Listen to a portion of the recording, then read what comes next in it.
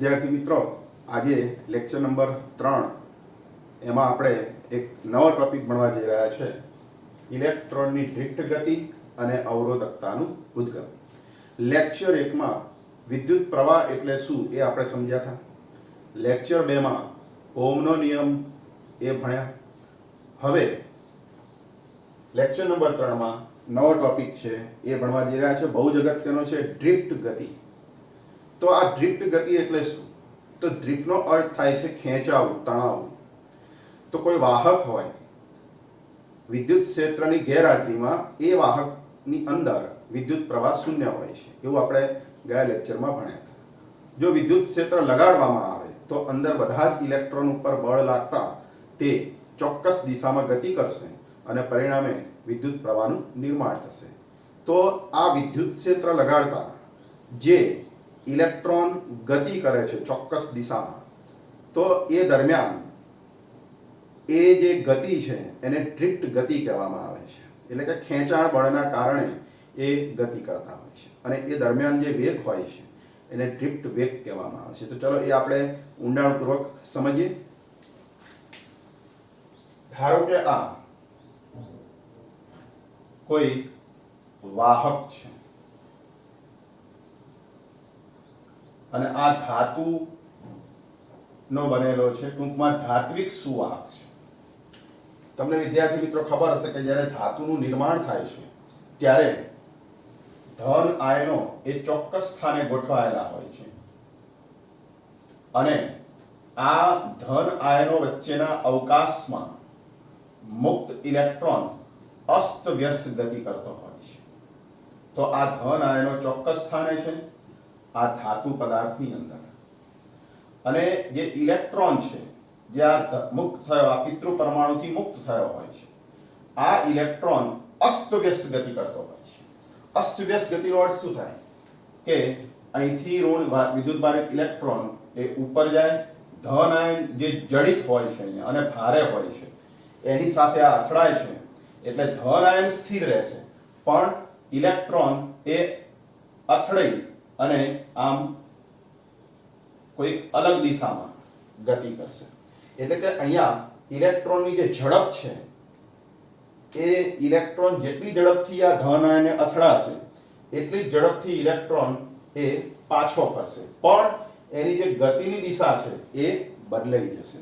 ચલો ફરી આગળ વધીએ કે અહીંથી ઇલેક્ટ્રોન જેટલી ઝડપથી આ ધન આયનને અથડાય એટલી ઝડપથી ઇલેક્ટ્રોન આમ પાછો આવે અને એની ગતિની દિશા બદલાઈ જાય છે. પાછો અહીંથી ઇલેક્ટ્રોન ઉપર જશે, ગતિની દિશા બદલાઈ જશે, જેટલી ઝડપથી અથડાય એટલી ઝડપથી ઉપર જાય. ફરી પાછો ઇલેક્ટ્રોન એ જેટલી ઝડપથી અથડાય એટલી ઝડપથી પાછો ફરે અને ગતિની દિશા બદલાય. તો આવી રીતે વિદ્યાર્થી મિત્રો ઇલેક્ટ્રોન અસ્વ્યસ્ત ગતિ કરતો હોય છે. ધન આયન સાથે અથડાય એટલે એના જે ઝડપની જે દિશા છે એટલે કે વેગની દિશા છે એ બદલાય છે, પણ ઝડપનું મૂલ્ય એ એટલું જ હોય છે. તો પછી વિદ્યાર્થી મિત્રો આ બધા જ ઇલેક્ટ્રોન એનું જો સરેરાશ વેગ શોધવામાં આવે તો અહીંયા રહેલા બધા જ ઇલેક્ટ્રોન એનો સરેરાશ વેગ, બધા જ ઇલેક્ટ્રોન નો સરેરાશ વેગ જો શોધવામાં આવે તો એ શૂન્ય થશે. કેવી રીતે? તો માની લો કે આમાં કોઈ આ I નંબરનો ઇલેક્ટ્રોન છે અને એનો વેગ સપોઝ VI છે, તો VI સદિશ આ I નો ઇલેક્ટ્રોન છે એવું ધારી લઈએ અને એનો વેગ VI સદિશ, અને આવા એક નહીં આની અંદર અસંખ્ય ઇલેક્ટ્રોન હોય તો આપણે ધારો કે n ઇલેક્ટ્રોન હોય અને સરેરાશ વેગ શોધવો હોય તો આનો સિગ્મા લેવો પડે. એટલે કે sigma of I is equal to 1 to n. આનો અર્થ થાય કે n ઇલેક્ટ્રોનના વેગનો સરવાળો અને ભાગ્યા n કરતા આપણને મળે સરેરાશ વેગ. આમાં રહેલા ઇલેક્ટ્રોનનો સરેરાશ વેગ એ શૂન્ય હશે. તો વિદ્યાર્થી મિત્રો આવી રીતે સરેરાશ વેગ શું થશે? શૂન્ય થશે. હવે વિદ્યાર્થી મિત્રો અહીંયા કોઈ બાહ્ય ક્ષેત્ર લગાડેલું નથી, એટલે આ બધા જ ઇલેક્ટ્રોન એ અસ્તવ્યસ્ત ગતિ કરતા હોય છે. જેટલા જમણી બાજુ જાય એટલા જ ઇલેક્ટ્રોન ડાબી બાજુ. એટલે કે આ સરેરાશ વેગ 0 થશે. પણ જો વિદ્યુત ક્ષેત્ર લગાડવામાં આવે, એટલે કે માની લો કે અહીંયા આપણે એક વિદ્યુત ક્ષેત્ર ડાબી બાજુ લગાડીએ છીએ, આ ધાતુને ડાબી તરફ એટલે કે સુવાહકની ડાબી બાજુ, તો કે વિદ્યુત ક્ષેત્ર E લગાડતા અહીંયા આ જે ઇલેક્ટ્રોન છે એ પ્રવેગિત થશે. વિદ્યુત ક્ષેત્રના કારણે ઇલેક્ટ્રોન પર શું લાગશે? બળ. આગળના લેક્ચરમાં ભણી ગયા આપણે. અને એ બળના કારણે આ ઇલેક્ટ્રોન છે પ્રવેગિત થશે. તો એનો પ્રવેગ તો અહીં લખીશું કે ઇલેક્ટ્રોનનો પ્રવેગ એ બરાબર, હવે પ્રવેગ એટલે તો કે F બરાબર ma, તો એ બરાબર F/m, એટલે કે વિદ્યુત બળ E, કારણ કે ઇલેક્ટ્રોનનો વિદ્યુત ભાર ઋણ હોય -E અને વિદ્યુત ક્ષેત્ર E લગાડ્યું છે તો ભાગ્યા ઇલેક્ટ્રોનનું દળ. આટલો પ્રવેગ ઇલેક્ટ્રોનનો ઉદ્ભવશે વિદ્યુત ક્ષેત્રના કારણે. એટલે કે આ વિદ્યુત ક્ષેત્રને લીધે આટલો પ્રવેગ ઇલેક્ટ્રોન એ મેળવશે. હવે આ જે પ્રવેગ છે એના કારણે અહીંયા જે ઇલેક્ટ્રોન છે એ ગતિ કરે છે, એટલે એને કંઈક વેગ હશે. તો ચલો હવે એ વેગ શોધીએ કે આ ગતિ અચળ પ્રવેગી હશે. એટલે માની લો કે t સમયે કોઈ t સમયે આઈમો ઇલેક્ટ્રોન એ આઈમાં ઇલેક્ટ્રોનનો જો આપણે વેગ શોધવો હોય તો એ વેગનું સૂત્ર શું થશે કે vi સદિશ બરાબર, vi સદિશનો અર્થ થાય કે t સમયે આમાં જે આઈમો ઇલેક્ટ્રોન છે તેનો વેગ. હવે કેટલો હશે? તો અચળ પ્રવેગી ગતિનું સમીકરણ v બરાબર v0 + at અમે અગાઉ ભણી ગયા, એમાં પ્રારંભિક વેગ આવે. તો આ ઇલેક્ટ્રોન જ્યારે ધન આને અથડાય ત્યારે એનો પ્રારંભિક વેગ એક સ્મોલ vi ધારી લઈએ, આ કેપિટલ vi છે, આ સ્મોલ vi છે, પ્લસ પ્રવેગ a એટલે કે -e/m અને ભાગ્યા m અને ઇન્ટુ સમય t સમય, એટલે આપણે અહીંયા ti સમય ધારી લઈએ કે અથડામણ પછી ધારો કે ti સમય દરમિયાન જો વેગ શોધવો હોય તો આ રીતે સૂત્ર થશે. તો વિદ્યાર્થી મિત્રો આ સૂત્ર અનુસાર આ ઇલેક્ટ્રોનનો વેગ t સમયે આટલો હશે. હવે તમને બધાને ખ્યાલ છે કે આ વેગ એ કેવો હશે? અસ્તવ્યસ્ત. આ વેગની દિશા અહીંયા અસ્તવ્યસ્ત છે. એટલે જો આ બધાનું સરેરાશ શોધવામાં આવે તો આનું સરેરાશ એ શૂન્ય થશે, કારણ કે જેવો ઇલેક્ટ્રોન ધન આયને અથડાય એટલે એની ગતિની દિશા બદલાઈ જાય, એટલે આ vi નું સરેરાશ 0 થશે. ti નું સરેરાશ, ti નું સરેરાશ એટલે શું? તો કે અહીંયા ઇલેક્ટ્રોન એક ધન આયનને અથડાય પછી બીજા ધન આયનને અથડાય તો એ ક્રમિક અથડામણ દરમિયાનનો જે સમય એને રિલેક્સેશન સમય કહેવામાં આવે છે. પણ આ સમય એ અલગ અલગ હોય છે અલગ અલગ ઇલેક્ટ્રોન માટે, એટલે એનું સરેરાશ લેવું પડે. એટલે રિલેક્સેશન સમય એટલે શું? તો કે બે ક્રમિક અથડામણ દરમિયાન ઇલેક્ટ્રોનની આયન સાથેની બે ક્રમિક અથડામણ દરમિયાનનો સરેરાશ સમયગાળો એને કહેવાય છે રિલેક્સેશન સમય. કે એ દરમિયાન ઇલેક્ટ્રોન ગતિ કરતો હોય ત્યારે અન્ય કોઈને અથડાતો નથી, એટલે એને રિલેક્સેશન સમય કહેવાય. તો અહીંયા ti નું સરેરાશ એ રિલેક્સેશન સમય થશે. તો વિદ્યાર્થી મિત્રો આ બધાનું સરેરાશ લેતા સૂત્ર થશે vi નું સરેરાશ is equal to small vi નું સરેરાશ અને -ee સદિશ ભાગ્યા m ઇન્ટુ ti નું સરેરાશ.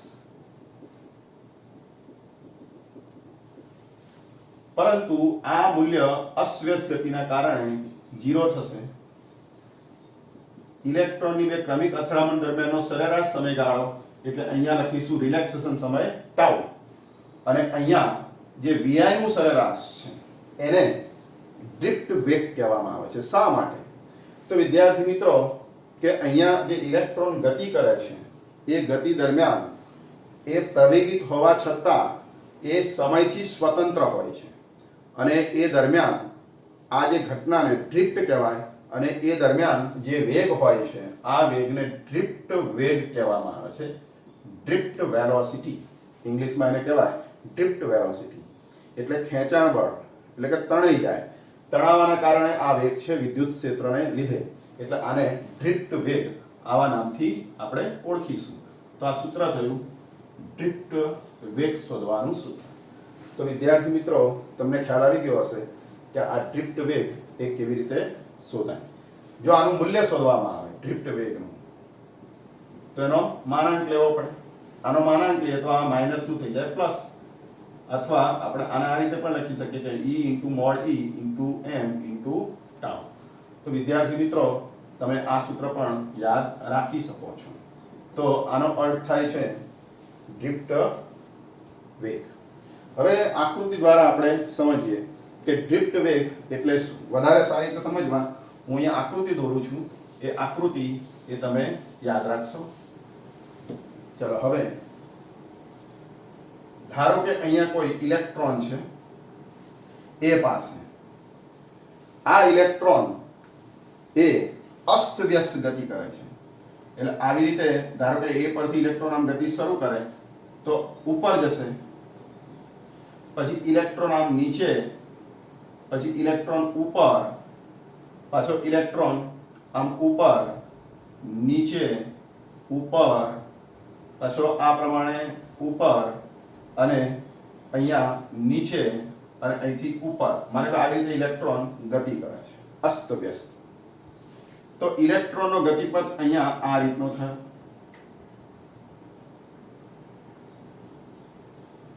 ઉપર, અહીંથી નીચે. ધારો કે ઇલેક્ટ્રોન વિદ્યુત ક્ષેત્રની ગેરહાજરીમાં આવા માર્ગે ગતિ કરે છે, ઉપર નીચે, ઉપર નીચે, ઉપર નીચે, ઉપર. પણ જો વિદ્યુત ક્ષેત્ર લગાડવામાં આવે તો વિદ્યુત ક્ષેત્ર એ આમ વિરુદ્ધ દિશામાં છે, ડાબી બાજુ છે, અને ઇલેક્ટ્રોનની ગતિ એની વિરુદ્ધમાં જમણી બાજુ છે. તો વિદ્યુત ક્ષેત્રને કારણે આ ઇલેક્ટ્રોન પર બળ લાગશે, એટલે એ ગતિ કરશે, એટલે કે ડ્રિફ્ટ, ખેંચાશે, ઇલેક્ટ્રોન ખેંચાશે.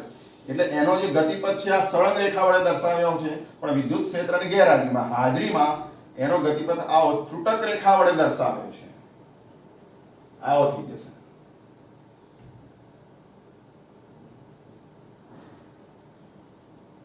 આ ત્રુટક રેખા વડે જે ગતિપથ છે એ તમારે યાદ રાખવાનું. અને ઇલેક્ટ્રોન બીડેસ પાસે આવશે. તો હવે ડ્રિફ્ટ વેગ એટલે શું? તો કે વિદ્યુત ક્ષેત્રની ગેરહાજરીમાં ઇલેક્ટ્રોનનો ગતિપથ A થી B સુધીનો સળંગ રેખા દ્વારા દર્શાવે છે, પણ વિદ્યુત ક્ષેત્રની હાજરીમાં ઇલેક્ટ્રોનનો ગતિપથ આ ત્રુટક રેખા જેવો થશે. એટલે કે ઇલેક્ટ્રોન થોડો થોડો ખેંચાય છે, જો થોડો થોડો ખેંચાઈને ગતિ કરે વિદ્યુત ક્ષેત્રના કારણે.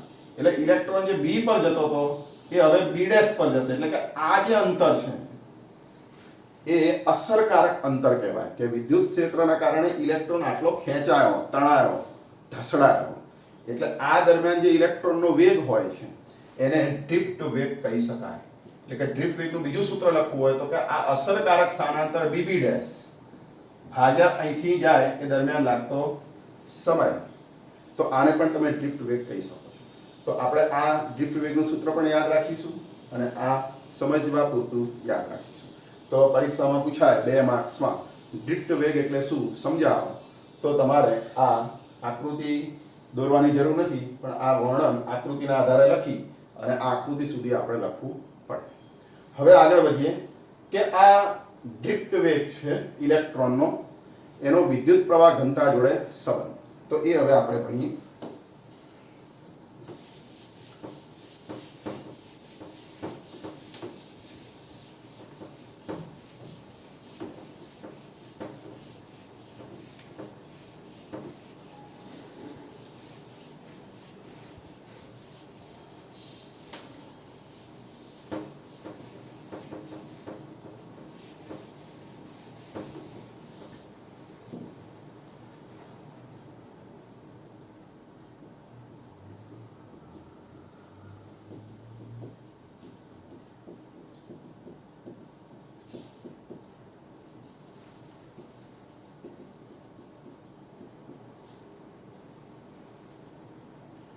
વિદ્યુત પ્રવાહ ઘનતા અને ડ્રિફ્ટ વેગ વચ્ચે શું સંબંધ તે સમજવા આપણે ધારી લઈએ કે આ કોઈ વાહક છે.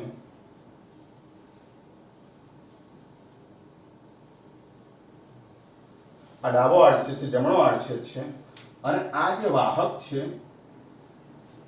એની અંદર જો વિદ્યુત ક્ષેત્ર લગાડવામાં આવે ડાબીથી જમણીથી ડાબી તરફ, તો આમાં જે ઇલેક્ટ્રોન હશે એ કઈ બાજુ ગતિ કરશે? જમણી તરફ, વિદ્યુત ક્ષેત્રની વિરુદ્ધમાં બળ લાગતા. આના કારણે શું થશે? આ વિદ્યુત ક્ષેત્રના કારણે આમાં ડ્રિફ્ટ વેગ ઉત્પન્ન થશે, એટલે કે ડ્રિફ્ટ ગતિ કરશે ઇલેક્ટ્રોન, ખેંચાશે. અને ડ્રિફ્ટ ગતિના કારણે આ આડછેદમાંથી શું થશે? વિદ્યુતનું વહન થશે. તો વિદ્યાર્થી મિત્રો, અહીંયા ડ્રિફ્ટના કારણે આમાં વિદ્યુતનું વહન થશે. હવે એ વિદ્યુતનું જે વહન છે એના પરથી આપણે વિદ્યુત પ્રવાહ ઘનતા શોધીએ. તો એ શોધવા આપણે ધારી લઈએ કે અહીંયા જો ડ્રિફ્ટ વેગ vd હોય આ ઇલેક્ટ્રોનનો, અને ઇલેક્ટ્રોનને અહીંથી અહીં જતા જો ડેલ્ટા ટી સમય લાગતો હોય, તો ઇલેક્ટ્રોન ડેલ્ટા ટી સમયમાં અહીંથી અહીં જતો હોય, તો આ લંબાઈ એ vd ગુણ્યા ડેલ્ટા ટી થશે. વેગ ગુણ્યા સમય એટલે અંતર ડેલ્ટા x, એટલે કે આ વાહકની લંબાઈ એ vd ડેલ્ટા ટી થશે. એટલે કે ઇલેક્ટ્રોન ડેલ્ટા ટી સમયમાં vd ડેલ્ટા ટી અંતર કાપશે. એટલે કે અહીંયા વિદ્યુત ક્ષેત્રમાં ઇલેક્ટ્રોન vd ડેલ્ટા ટી અંતર કાપે છે ડેલ્ટા ટી સમયમાં. હવે આમાં કેટલા ઇલેક્ટ્રોન હશે? તે બધા જ ઇલેક્ટ્રોન આ ડાબા આડછેદમાંથી જમણા આડછેદ સુધીનું અંતર કાપશે. એટલે કે આટલું અંતર કાપશે. પણ કેટલા ઇલેક્ટ્રોન હશે? કુલ સંખ્યા શોધીએ તો જો એકમ કદમાં n ઇલેક્ટ્રોન હોય તો આટલા વિસ્તારમાં કેટલા ઇલેક્ટ્રોન? તો આ વિસ્તારનું તમારે કદ શોધવું પડે, કેમ કે આ એકમ કદમાં ઇલેક્ટ્રોન છે. એટલે આનું કદ શું થાય? તો કે જો આનું ક્ષેત્રફળ a હોય અને આ લંબાઈ vd ડેલ્ટા t હોય, તો કદ શું થાય? a ગુણ્યા vd ડેલ્ટા t. તો ઇલેક્ટ્રોનની સંખ્યા એ કદ ગુણ્યા સંખ્યા ઘનતા જેટલી હોય, એટલે કે n ગુણ્યા કદ a ગુણ્યા vd delta t.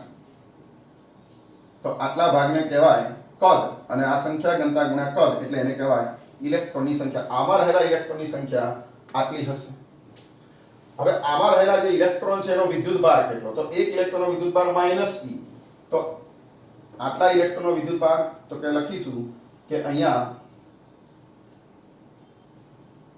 Delta T સમયમાં આમાંથી જે ઇલેક્ટ્રોન પસાર થાય છે એનો વિદ્યુતભાર -e વડે ગુણતા -NaE Vd * ડેલ્ટા ટી. હવે વિદ્યાર્થી મિત્રો, આપણે અહીંયા વેગ છે એનું આપણે માનના સ્વરૂપમાં દર્શાવીશું, કેમ કે ઇલેક્ટ્રોન ધને હોય અને ઋણે હોય, તો અહીંયા આપણે માનાંક લઈને લખીશું. ચલો, ઇલેક્ટ્રોનનો વિદ્યુતભાર આટલો થશે. હવે આ જે ઇલેક્ટ્રોન છે એ જમણી તરફ જાય છે. જો ડાબી તરફ જતા હોય, વિદ્યુત ક્ષેત્રની દિશામાં જો આપણે વિદ્યુતભારોની ગતિ લઈએ તો અહીંયા માઇનસના બદલે શું આવે? પ્લસ. એટલે કે વિદ્યુત ક્ષેત્રની દિશામાં વિદ્યુતભાર, વિદ્યુત ક્ષેત્રની દિશામાં વિદ્યુતભાર. આ વિદ્યુતભારનું મૂલ્ય કેટલું થશે? તો અહીંયા +NaE mod Vd * delta T. આટલો વિદ્યુતભાર એ વિદ્યુત ક્ષેત્રની દિશામાં ગતિ કરતો હશે. હવે તમે અગાઉ ભણી ગયા છો કે વિદ્યુત પ્રવાહની વ્યાખ્યા I બરાબર delta Q by delta T. તો ડેલ્ટા Q બરાબર I ગુણ્યા ડેલ્ટા T, એટલે પ્રવાહ ગુણ્યા સમય. વિદ્યુતભાર એટલે પ્રવાહ ગુણ્યા સમય. જો આમાંથી I પ્રવાહ વહેતો હોય, આમાં I પ્રવાહ વહેતો હોય, તો પ્રવાહ ગુણ્યા સમયગાળો, અહીંથી જવાનો સમયગાળો ડેલ્ટા T, તો I ગુણ્યા ડેલ્ટા T ને કહેવાય આમાંથી પસાર થતો વિદ્યુતભાર. તો I ડેલ્ટા T બરાબર NaE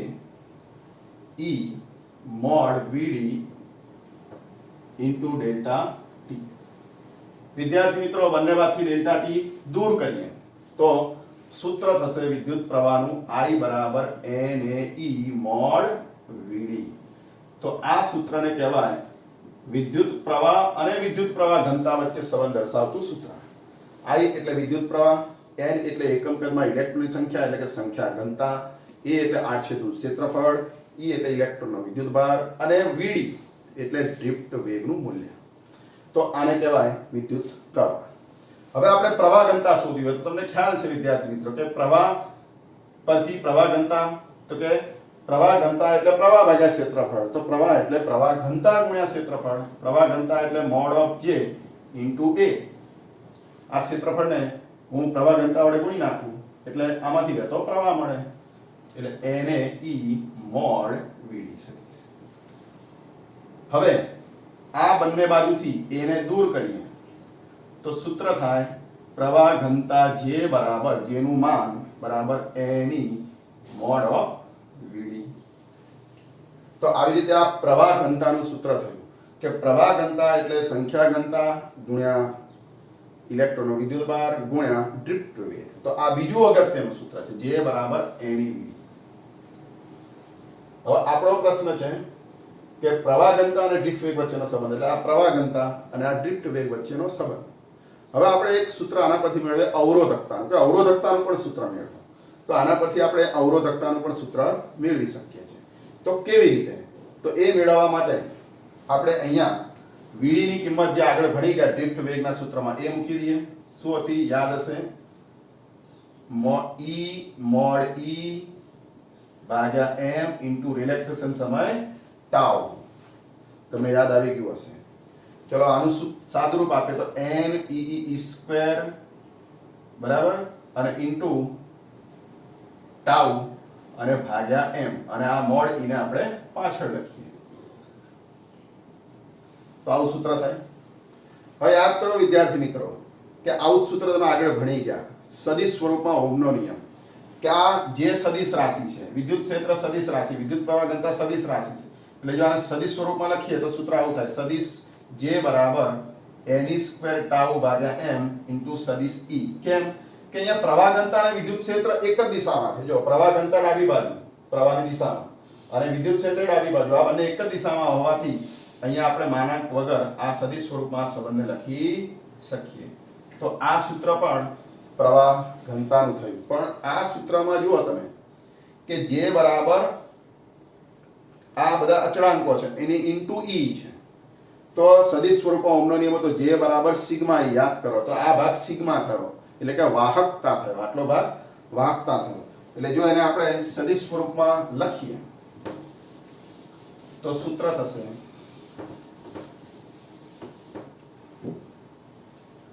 સદિશ J બરાબર સિગ્મા E સાથે સરખાવતા. ચલો આ બેને સરખાવો તો સિગ્મા બરાબર શું થશે? E નો સહગુણક NE square tau by m, એટલે કે જ્યાં NE સ્ક્વેર ટાઉ બરાબર m થશે. આને કહેવાય વાહકતા. તો એક નવું સૂત્ર મળ્યું વાહકતાનું, કે વાહકતા એટલે NE સ્ક્વેર ટાઉ ભાગ્યા m. અને વાહકતાના વ્યસ્તને શું કહેવાય? અવરોધકતા. એટલે આનો વ્યસ્ત એટલે કે 1 બાય સિગ્મા એટલે કે રો વાહકતા નો વ્યસ્ત એટલે અવરોધકતા. તો આ m ઉપર આનો વ્યસ્ત NE સ્ક્વેર ટાઉ. તો વિદ્યાર્થી મિત્રો આ સૂત્ર એ શેનું થયું? અવરોધકતા. તો આવી રીતે વાહકતા અને અવરોધકતાનું સૂત્ર આપણે મેળવી શકીએ છીએ. તો હવે ડ્રિફ્ટ વેગના કારણે આ અવરોધકતા ઉદ્ભવે છે એવું કેવી રીતે કહી શકાય? તો વિદ્યાર્થી મિત્રો જ્યારે વિદ્યુત ક્ષેત્ર લગાડીએ છીએ ત્યારે ડ્રિફ્ટ વેગ ઉદ્ભવે છે. એમાં ઇલેક્ટ્રોન એનો જે રિલેક્સેશન સમય છે એ તાપમાન વધે એમ એ રિલેક્સેશન સમય છે એ ઘટે છે, અને ઘટવાથી અવરોધકતા વધે છે. એટલે કે તાપમાન વધારતા રિલેક્સેશન સમય ઘટે છે એટલે ઇલેક્ટ્રોનની જે અથડામણો છે ઝડપી થાય છે અને અવરોધકતા એ વધી જાય છે. આવી રીતે સુવાહકનું તાપમાન વધારતા એની અવરોધકતા વધે છે એવું આપણે આ સૂત્ર પરથી કહી શકીએ. તો વિદ્યાર્થી મિત્રો આજે તમે બે ટોપિક ભણ્યા કે ડ્રિફ્ટ ગતિ એટલે શું, એટલે કે ડ્રિફ્ટ વેગ એટલે શું, અને તેનો પ્રવાહ ઘનતા જોડે સંબંધ, અને એના પરથી વાહકતા અને અવરોધકતાના સૂત્રો. તો આ જે સૂત્રો છે એ દાખલા અને MCQ માટે ખૂબ જ ઉપયોગી છે. એટલે હવે તમે આમાંથી આ ટોપિકમાંથી 5 સૂત્રો હું તમને કહું છું એ તમારે ખાસ યાદ રાખવાના છે, જેથી નેક્સ્ટ ટોપિક ભણશો ત્યારે તમને મુશ્કેલી ના થાય. તો ચલો હવે એ 5 સૂત્રો કયા એની આપણે વાત કરીએ. પહેલું સૂત્ર આપણે ડ્રિફ્ટ વેગનું ભણી ગયા, vd બરાબર -ee/m * τ. એને માનાંકમાં લખીએ તો મોડ ઓફ vd બરાબર ee/m * τ. ચલો પહેલું સૂત્ર યાદ રહી ગયું. બીજું સૂત્ર પ્રવાહનું. પ્રવાહ એટલે na e * mode of vd. ચલો ત્રીજું સૂત્ર પ્રવાહ ઘનતાનું, j બરાબર ne * મોડ ઓફ vd. ચલો ચોથું સૂત્ર સિગ્મા બરાબર ne² τ ભાગ્યા m વાહકતા. પાંચમું સૂત્ર અવરોધકતા, ρ બરાબર m/ne² τ. તો આવા 5 સૂત્રો આજે તમે નવા ભણ્યા છો વિદ્યાર્થી મિત્રો. તો તમારે આ પાંચે 5 સૂત્રો એને થિયરી ને બરાબર સમજીને તૈયાર કરશો અને એના આધારિત દાખલાઓ નેક્સ્ટ લેક્ચરમાં આપણે ગણવાના છે. તો આટલું ખાસ તૈયાર કરજો. તો હું માનું છું કે તમે આજે આ જે લેક્ચર ભણ્યા એમાં તમને મજા આવી હશે, તમે આ બધું સમજી ગયા હશો અને એને યોગ્ય રીતે તૈયાર કરશો. તો આજે આટલું રહેવા દઈએ છીએ. નેક્સ્ટ લેક્ચરમાં નવો ટોપિક, ત્યાં સુધી આટલું તૈયાર કરો. જય સ્વામિનારાયણ.